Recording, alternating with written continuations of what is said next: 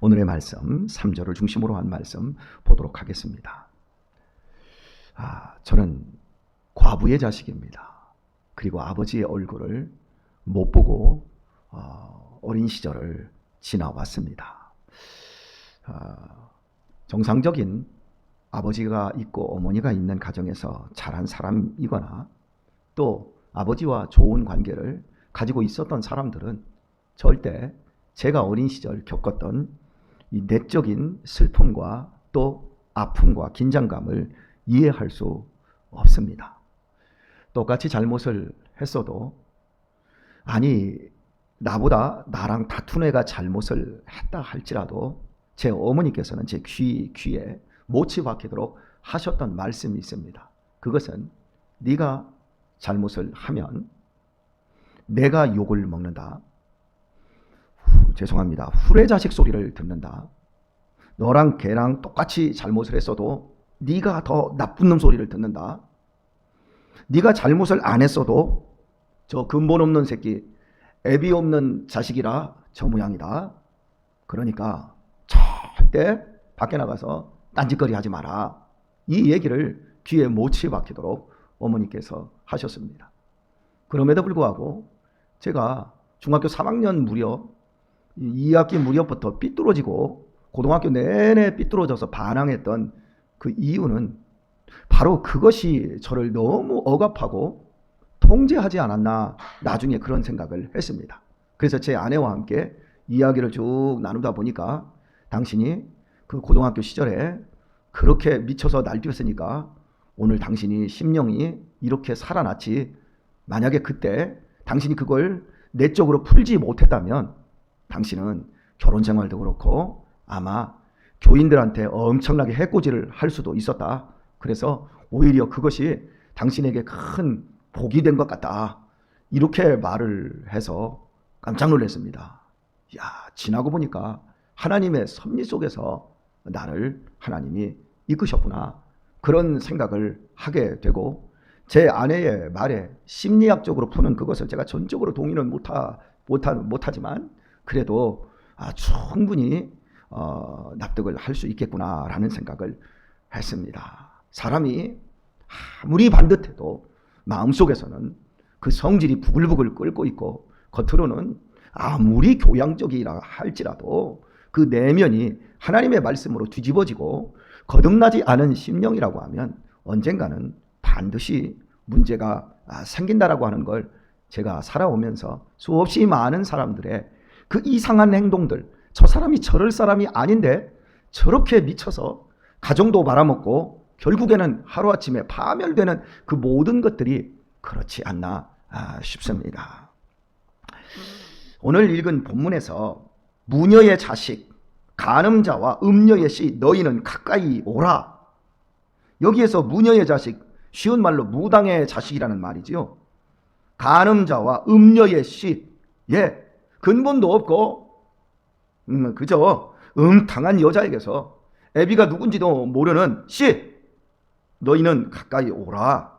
이렇게 하나님께서 이사야를 통해서 말씀하고 있습니다. 대체 무당의 자식, 씨 없는 음녀의 새끼가 누구겠습니까? 이스라엘 백성.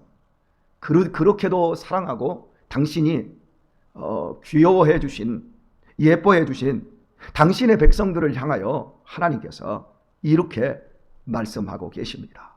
왜 이렇게 말씀합니까? 문하사 때에 완전히 신앙의 벽을 깨트려 버리고 성전 안에 우상 숭배를 끌어들인 이 사건, 모든 백성들이 거기에 동조하여서 의인이 죽어가고 있는데도 마음에 두는 자가 없습니다. 그리고 곧 닥칠 미래의 엄청난 시련과 아픔들을 상상하지도 않고 오직 오늘 잘 먹고 잘 되는 것에만 기쁨을 가지고 있는 당신의 어리석은 백성들, 그 백성들을 향하여서 무당의 자식아, 음녀의 씨야, 너희는 가까이 오라. 이렇게 말씀하고 있어요. 너희는 가까이 오라, 이 표현은 하나님께서 이스라엘 백성들에게 항상 당신의 기적과 당신의 복을 나타내실 때마다 너희는 가까이 와라 계속 하셨던 말씀인데, 오늘 이 본문에서는 너희 한번 가까이 와봐 해놓고 뒤에서 막 쏟아내고 있는 하나님의 외침이 있어요. 하나님의 울분을 이제 그 뒤에서 우리가 보게 되어집니다. 어떻게 당신의 사랑하는 백성을 향해서 하나님이 이렇게 진노하시고 당신의 백성에게 이런 끔찍한 말씀을 하실 수 있습니까? 그것은 도무지 있을 수 없는 이스라엘 백성들의 반역 때문에 그렇습니다. 그 히스기야 왕, 므낫세 왕의 아버지 그 통치 기간에 얼마나 그 히스기야 왕이 하나님을 사랑했고 하나님의 말씀의 부흥을 가져오기 위해서 얼마나 종교개혁을 일으켰습니까? 그런데 그 히스기야 왕이 죽자마자 12세의 왕이 된 히스기야 왕이 55년 동안 그 시간 동안 완전히 나라의 색깔이 바뀌어버린 거예요.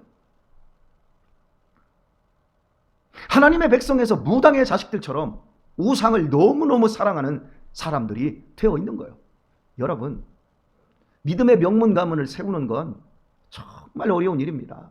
오랜 시간이 걸리는 겁니다. 그런데 그 믿음의 명문 가문이 무너져서 무당을 배출하고 음녀들을 만들어내고 간음자들을 토해내는 건 그거 너무 쉽게 이루어질 수 있는 겁니다. 왜냐하면 물은 자연스럽게 위에서 아래로 흐르듯이 사람의 욕심이라고 하는 건 이 어렵게 이루어지는 것이 아니라 너무나도 자연스럽게 위에서 아래로 흐르기 때문에 그렇습니다. 므낫세도 자기의 욕심을 따라가고 그 므낫세의 욕심이 선포되고 정책이 만들어지는 대로 백성들도 물이 위에서 아래로 흐르듯이 좋은 건데 지지해야 되겠는데 그러면서 의인들이 죽어가는데도 마음에 두는 자가 없고 그저 함께 물이 위에서 아래로 흐르듯이 욕심을 따라가다가 이렇게 히스기야 왕 시대에 하나님을 섬기던 그 영광은 사라져버리고 므낫세 왕으로 말미암아 빚어진 다 무당판이 되어버린 이 현실 하나님이 고통스럽게 말씀하고 계십니다. 이런 표현이 이 새벽에 참 쓰기에 아픈 표현이지만 혹시 이런 말씀 들어보셨나요? 너 나가서 죽어. 너 나가서 죽어. 이거 누가 말하는 거죠? 형이 동생한테 할 수도 있어요. 그런데 부모가 속이 막 너무 상하면 너 나가서 죽어. 여러분은 그런 소리 안 들어보셨나 보네요. 다들 훌륭하시고 다들 좋으셔. 또 그런 말씀 안 하시고 사셨지요? 이슬만 드셨고 사랑과 격려와 지지의 언어로만 크셔서 그러시지요? 근데 웃는 건 또 뭡니까? 저는 그 소리 들어봤어요. 너 그러려면 나가서 죽어. 그 부모가 그 말을 할 때의 그 심정을 자식이 알아들을 수 있다면 얼마나 좋겠습니까? 그런데 그때는 못 알아들어요. 나가서 죽어. 저는 제 어머니께서는 저한테 나가서 죽으라는 말을 안 하셨어요. 근데 제 새아버지는 나가서 죽어 그러더라고요. 너 그렇게 속색이고 너 그렇게 하려면 나가서 죽어. 근데 지금 들어보면 생각해보면 내가 새아버지라도 나 같은 것에게 그 정도로 끝낸 것이 훨씬 참 나보다 더 훌륭한 인격을 가진 것이 우리 새아버지가 아니었나 싶어요. 왜요? 신앙이 없는 사람이 제가 보통 말을 안 들었어야지요. 제가 보통 속색이었어야지요. 그런 걸 생각해보면 참 하나님께서 오늘 본문에서 하시는 이 말씀 이스라엘 백성들이 정말 알아듣기만 했다면 그 아픈 자리에서도 그들에게는 소망 있는 사람이 되었을 거예요. 본무가 보통 그러잖아요. 나가서 죽어 할 때 뭐라고 합니까? 막 등을 이렇게 막 손을 가지고 막 등판을 때리든지 막 손바닥을 팍 하면서 부모가 너무 어떻게 할 수가 없으니까 그게 사실은 나가서 죽으라는 게 아니라 가까이 나와. 좀 네 마음이 내 마음을 좀 알았으면 좋겠어. 그런 얘기지요. 실은 오늘 본문도 그런 얘기예요. 사랑하는 교우 여러분, 이 사람들 무당의 자식으로 지금 하나님이 욕하고 있는 이 사람들이나 우리나 실은 별로 다를 게 없어요. 우리가 그래도 하나님을 잘 섬기고 있는 이유는요, 하나님이 우리를 붙잡고 계시기 때문에 그래요. 하나님이 우리를 붙잡아 주시니까 우리가 이만큼 살지요. 하나님이 안 붙잡아 주시면 우리도 위에서부터 막 그 물을 흐르듯이 욕심을 따라 가지 않겠습니까? 그래서 하나님이 붙잡아 주실 때 우리도 하나님께 더 가까이 나가 하나님을 확 붙잡아야 됩니다. 그리고 그 붙잡은 손에 힘을 빼면 안 되는 거예요. 꽉 붙잡고 천국 가는 그날까지 믿음으로 전진하셔야 될 줄 믿습니다. 항상 조심해야 돼요. 선줄로 생각한 자는 넘어질까 조심해야 합니다. 나도 모르게 넘어지는 거예요. 이 건물에서 비가 이게 물이 새는 걸 이 잡아내는 거 이게 쉬운 게 아니거든요. 이 건물에서 이게 물이 탁 새기 시작하면 그 방수 작업을 해야 되는데 이 방수 작업을 한다 할지라도 바늘구멍 하나만한 구멍이 하나만 있어도 약간 세미한 크릭이 하나만 있어도 거기에 물이 스며들기 시작하면 나중에 안방을 다 적시고 이불 버리고 침대 버려야 되고 이렇게 힘이 듭니다. 그래서 이 방수하는 것처럼 우리가 믿음 생활하면서 항상 밑으로 내 자신이 새어나가지 않도록 하나님 나 붙잡아 주세요. 나도 하나님 붙잡을 테니까 내가 알지 못하고 내가 깨닫지 못하는 순간순간마다 하나님 아버지 내가 진리에서 멀어지지 않도록 축복해 주세요. 붙잡아 주세요. 우리 교회가 타락하지 않도록 저 목사님이 우상숭배에 빠지지 않도록 하나님 축복해 주세요 하고 여러분이 그렇게 기도해 주시기를 바랍니다. 하나님께서 히스기야 왕 때 강하게 말씀의 부흥으로 역사해 주셨지만 므낫세 때 하나님의 말씀을 이스라엘 백성들이 우습게 여기는 거예요. 조금씩 양보하는 거예요. 우상에게 자기 마음을 양보를 하는 거예요. 여러분 한 번에 무당 자식이 되는 게 아니에요. 어떻게 왕이 의인들을 죽이는데 백성들이 가만히 있습니까? 들고 일어나야지요. 사람이 제도적인 개혁만으로는 좋은 사람이 안 돼요. 제가 여러분들한테 누누이 설교하면서 정치 이야기를 할 때마다 누가 해도 소망이 없다. 제가 그런 얘기를 끊임없이 합니다. 제도라는 건 굉장히 좋은 거예요. 제도를 개혁해내고 제도를 개선하는 건 굉장히 좋은 거예요. 그리고 이런 노력들을 분명히 해야 돼요. 그러나 근본적으로 그 좋은 제도를 가지고 있다고 해서 사람이 좋아지는 게 아니에요. 우리가 좋은 집을 우리가 구했다고 해서 그 안에 사는 사람들이 좋아지는 건 아닌 것처럼 우리의 삶이라고 하는 건 근본적으로 인간 안에 엄청난 문제가 있는 거예요. 그래서 시간이 걸리더라도 사람은 하나님의 말씀을 사랑해야 되고 우리의 심령 속에서부터 그 말씀으로 역사하시는 성령 하나님의 그런 능력으로 말미암아 철저한 변화가 일어나야 되는 거예요. 그렇지 않고 좋은 시스템을 만들었다고 제도를 어떻게 바꾸었다고 이번에는 이걸 바꿀 사람 이런 사람이 나오면 된다? 해가지고 이 사람이 되면 다 될 것 같다? 우리는 그런 기대를 안 해야 돼요. 우리는 하나님만 바라봐야 돼요. 그리고 하나님의 말씀이 어떻게 우리의 심령 속에 흘러들어왔는지를 생각을 하시고 우리의 자녀들과 다음 세대들에게 이 말씀이 흘러 들어갈 수 있도록 우리가 잘 지혜를 구해야 되고 하나님의 능력을 구해야 되는 겁니다. 사랑하는 교우 여러분, 제가 요즘 기타를 들고 조금 찬양을 좀 하지 않습니까? 나의 마음을 주께 내 영을 주님께 나 주 위에 살아있는 동안 어느 순간에도 여러분 제가 찬양할 때 계속 반복합니다. 우리 아내가 당신이 찬양할 때 반복하면 언제 끝날 줄을 몰라서 겁나 제게 그렇게 얘기를 해요. 여러분도 겁나십니까? 이 목사님이 왜 후렴에서 저렇게 오래도록 끄시나? 왜 반복을 저렇게 하시나? 신앙은 반복이에요. 그런데 놀라운 일이 일어나요. 집에 갔더니 우리 유아가 나의 마음을 어제까지 나의 마음을 주께 내 영을 주니 계속 찬양하고 있는 거예요. 여러분 지난주에는 또 어떤 찬양을 했지요?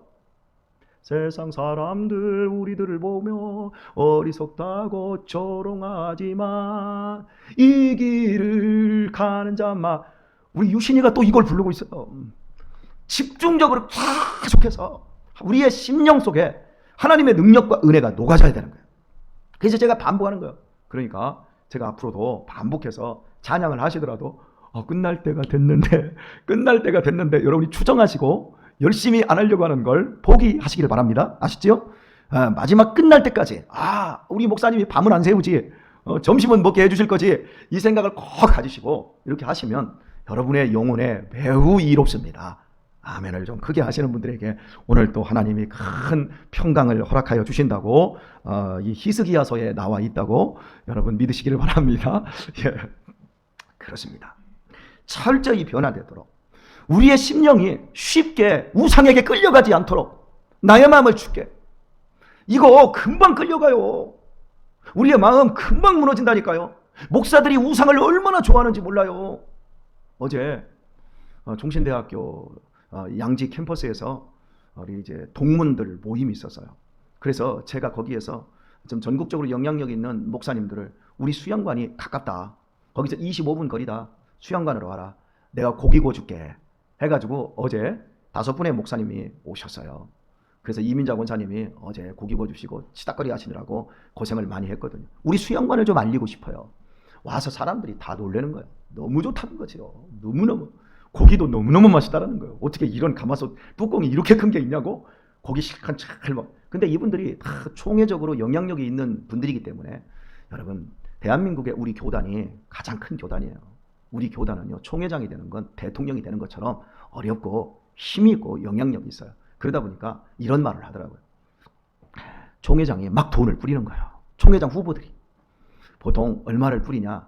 최소 8억을 다 뿌려야 사람들이 되고, 7억은 7억 7패, 8을 8억 8승 이렇게 얘기하더라고요. 그러니까 그 총대에 나가는 분들, 총대에 나가는 분들은 최소 양쪽에서 15억의 돈이 풀리는 거예요. 목사님들 노예 대표로 나가시고 그래가지고 활동하고 그러면 여러분, 그 총대들이 한 900명 됩니다. 15억이 풀리면 얼마씩 나눠주는 거예요?